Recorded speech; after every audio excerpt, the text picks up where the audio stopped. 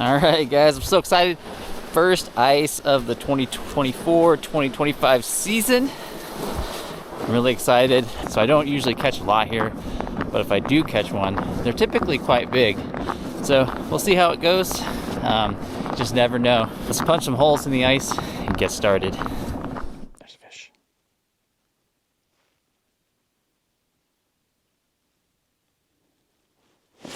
There he is, got him. All right.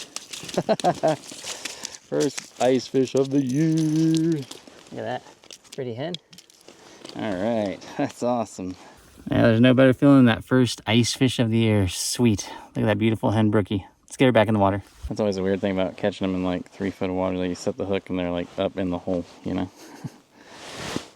Even with a relatively light drag. Now we'll give this hole another 10-15 minutes. I've got all the slush piled over the top because I don't want them to be able to see the rod tip, because I mean I'm literally fishing like 1.5 feet, 2 foot above them. They can get spooked.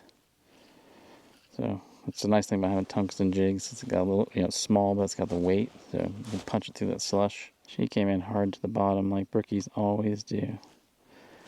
They never come in suspended. Oh, there's a little fish. Yeah, there's a fish.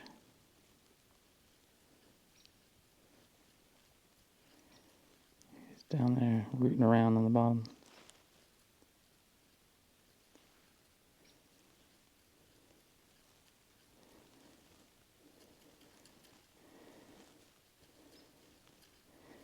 Didn't go for it though.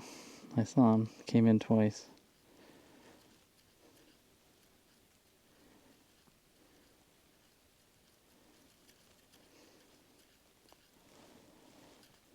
That's good. That's 2 fish we've seen here. He's still there. He's still there. I can see him.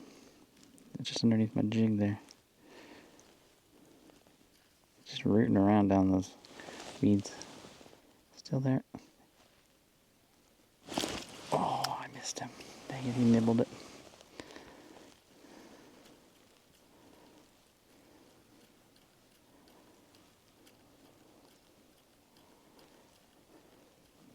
Not gonna come back, is he? Oh, there he is. Gosh, he's interested, but not taking it. That's a lot of looky-looing, but not biting. Oh, there's a fish. Yeah, another one. Okay, get back in the hole. There you go. There you go. Chill out. At least you got water on her gills. We'll let her chill out there. There you go. Air temp's just below freezing, so she's got no risk of freezing her gills or anything. See, pretty little hen. Oh, she's not little, she's a big girl. I'm gonna get that hook out and get her going. There she goes. Quick release. Nice. Even got my bait back. It's one of the nice things about the Garmin though, is it doesn't get wrapped up on anything, because there's no cord to get wrapped up on. The only bad thing is the battery doesn't last very long. So, like I've already been out for a while today, and I had it at a full charge when I started the day, and it was in the mid-20s when I started fishing, and it drains the battery really fast. I'd like to get a buck. Some nice bucks under the ice because they have a lot of color this time of year, but I'll take what I can get. Okay, here we go. About every 15 minutes we get a fish coming by, so that's pretty good. It's so weird because I mean 10 foot away I just sat there for like 30-40 minutes, got nothing.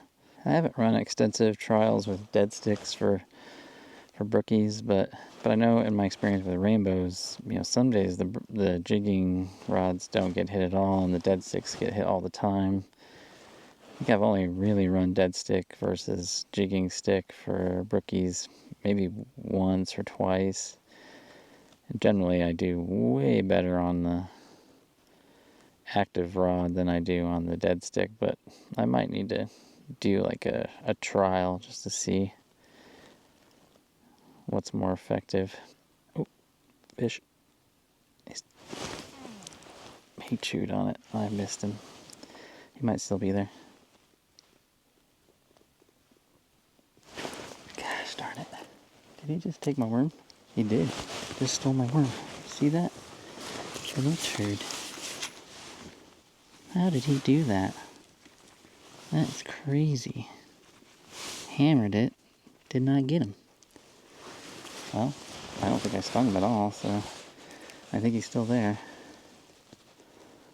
I just fed him. There he comes back.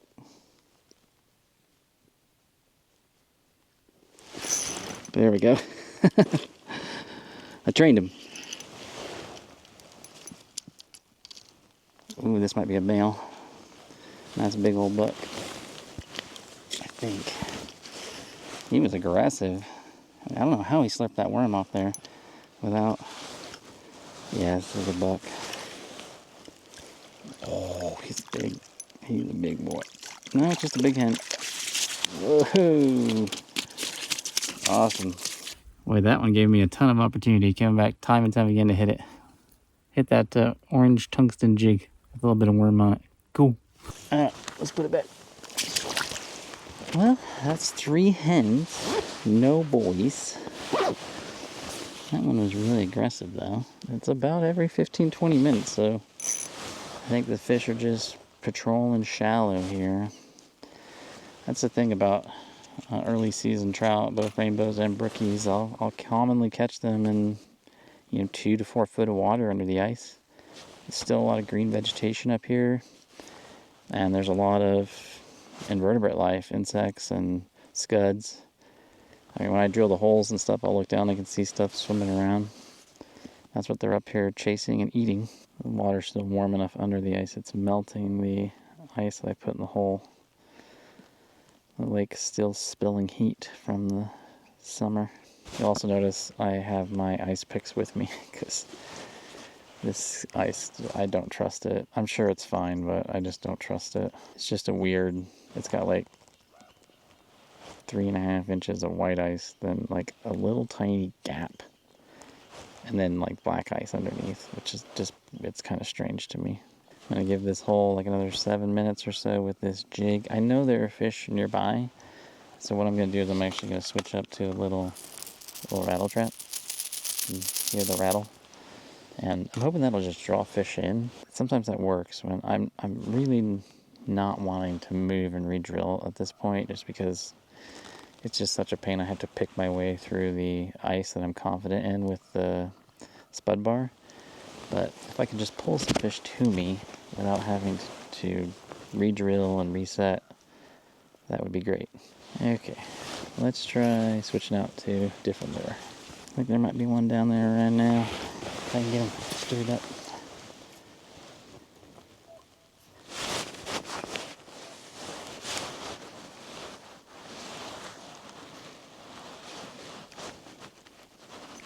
Oh shoot. I misthreaded this and then he just grabbed it when I had to drop. So I'm going to have to hand line this fish in. I'm such a moron. I was re-spooling it and I didn't get through the bail. So now I've got to fight this fish with my hand. Well, it just shows how effective a rattle trap is. I just dropped it and hooked him. This is a big fish. I've only got 4 pounds. Hey, well, my eyes aren't what they used to be.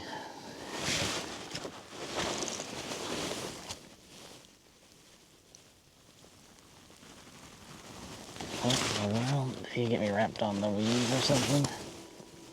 Feels like it. He did. Oh, I lost him. He got me wrapped in the weed and I lost him. That sucks. Jesus. Okay, well, bummer. That was my own stupidity. God, I really gonna speed that up. I'll leave that in there. What a goof by me. It cost me a fish too. But at least I got my lure back. It's just buried in that pile of weeds that he brought up. That got me tangled up in. I haven't made that mistake before where I've misthreaded it, dropped the gear down, got a fish on, couldn't reel it in, had to hand line it. It's just nutty. Can't say I'm the perfect angler, can I? But I'm going to jig it vigorously to make a lot of noise.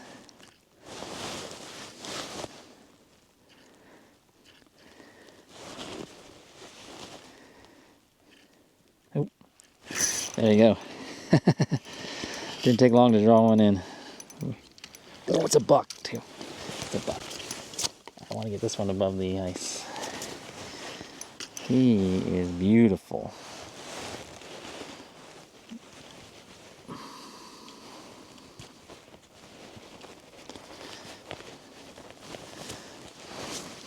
Whoa, he is so pretty. I'm not going to release this one in the hole. I'm going to get some pictures with him, so I'm going to take my gloves off. Man, that is gorgeous. I want to get this guy above the ice. He is a brute. Oh my gosh, he's so pretty. He just can't get his head in there. Hole, though. This is a big brookie, you guys. Gorgeous brookie. No, come on. No, don't do that. Come on, get your head. Yes, I got him. Oh my gosh. You guys, look at the stunning colors on that fish. Man, isn't that gorgeous? I just love char. They're so pretty. All right, let's get them going. Awesome. Look, guys, spilt milk. Yes. Oh man, that was so awesome. I wanted to get a nice buck brookie, so that makes me super happy. Whew. Taking my gloves off those. Really got my hands cold super fast. I like to use the fingerless so I can kind of just try and finger grip them so I don't get a bunch of the slime off of them using gloves. But I don't like ripping my gloves off either because my hands get so stinking cold I can't fish anymore. It's like a trade-off. I have to try and do what's best for the fish, but then also do what's best for me. Many years ago, I was out fishing on the Clark Fork River in Idaho in the wintertime, and it was just above freezing. And there's a lot of snow, and I was catching some beautiful brown trout. And I was waiting. And I went to walk up the riverbank, and I'm going to put this back down there and start jigging it. And I slipped. And I was a long way from my car, and when I fell, both my hands went in the water, and my arms got super wet.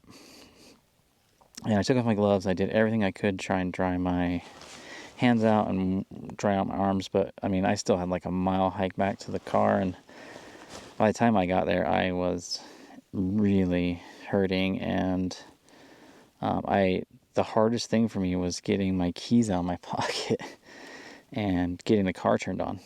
And it took me like all of my strength. Like my hands just wouldn't move. And ever since that day, my hands have been way less cold tolerant than they used to be, which really sucks. Ooh, I had a bite there. Dang it. Still there, but I think I stung him. Yeah. Ooh, there's fish. Oh, I missed him. Dang it. I think I stung him. Nope. I didn't sting him. It's another buck, too. Sweet.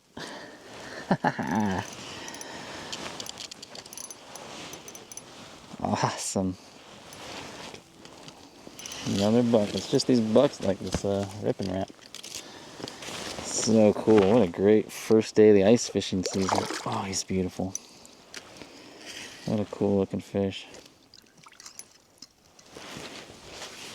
Look at the black coloration on there on his chin, and then that beautiful orange belly and spotting. What a beautiful, beautiful fish. I think I'm going to make this beautiful buck the last one of the day. Let's get him back in the water. There he goes. The sun's really starting to drop now. I still have to hike out with all my gear, so I'm going to get going. But it was a great kickoff to the 2024-2025 ice fishing season. I'll see you guys out there on the ice next time, and just remember, fish smarter, not harder.